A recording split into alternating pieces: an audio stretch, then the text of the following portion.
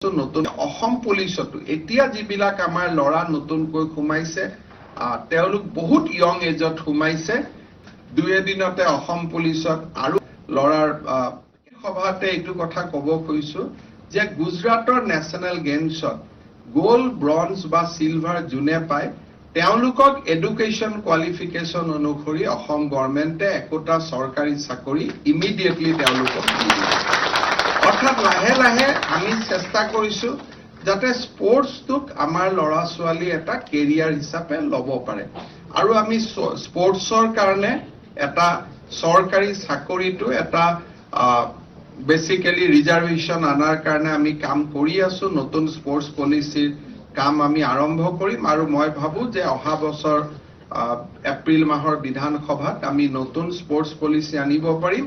which will be much more attractive than what we have today. Amar অতিৰিক্ত মুখ্য সচিব মনিন্দ্ৰ সিং ডাঙৰীয়াই ইতিমধ্যে আৰু এটা দিশ উল্লেখ কৰিছে যে স্পৰ্টছৰ লগতে আমি স্পৰ্টছ ইনফ্ৰাষ্ট্ৰাকচাৰ আমি বঢ়াব লাগিব স্পৰ্টছ ইনফ্ৰাষ্ট্ৰাকচাৰ বঢ়াবৰ কাৰণে পুঁজিৰ প্ৰয়োজন আমি কিছু লাহে লাহে এই ক্ষেত্ৰত আগবাঢ়িছো সৰু সজাইত আমাৰ সুন্দৰ ষ্টেডিয়াম আছিলে সৰু সজাই ষ্টেডিয়ামৰ সমান্তৰাল ভাবে আমি চন্দ্ৰপুৰত অসম ইলেক্ট্ৰিচিটি বোৰ্ডৰ মাটিত আমি এটা আটক ধুনিয়া sports complex second sports complex in Guwahati আমি বনাব খুজিছো আৰু সেইটো ঠিক অনুমোদনৰ প্ৰক্ৰিয়াত আছে মই ভাবো যে এই বছৰৰ শেষৰ ফালে আমি সেই নতুন স্পৰ্টছ কমপ্লেক্সটো আমি বনাব পাৰিম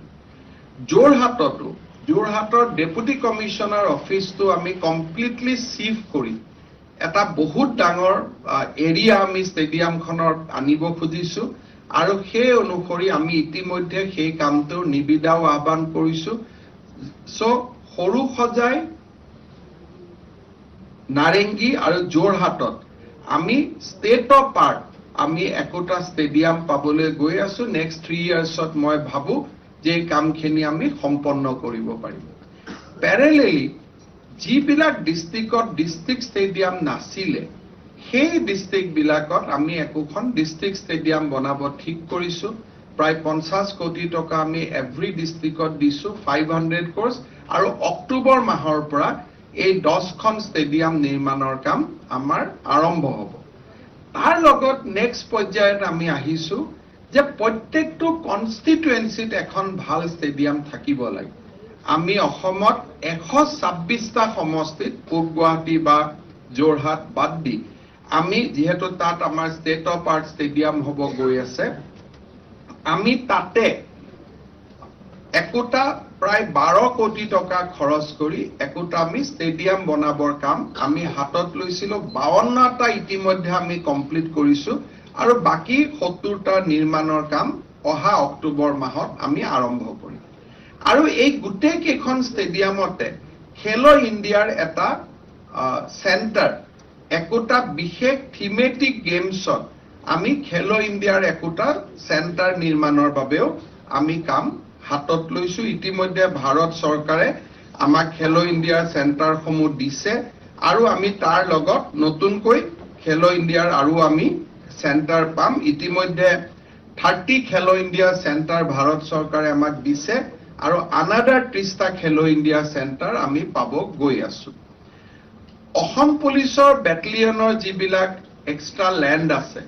তাতো আমি ষ্টেডিয়াম বা খেলাৰ ইনফ্ৰাষ্ট্ৰাকচাৰ বঢ়াবৰ বাবে আমি সিদ্ধান্ত লৈছো কেইদিনমান আগতে আমাৰ বৰহমপুৰ বেটেলিয়নৰ কাষত থকা মাটিত আমি এখন সুন্দৰ ক্ৰিকেট ষ্টেডিয়াম বনাব কামত আগবাঢ়িছো আৰু লাহে লাহে আমি অসম পুলিচতো এতিয়া যিবিলাক আমাৰ লৰা নতুনকৈ সোমাইছে তেওঁলোক বহুত ইয়ং এজত সোমাইছে তেওঁলোকৰ মাজতো আমি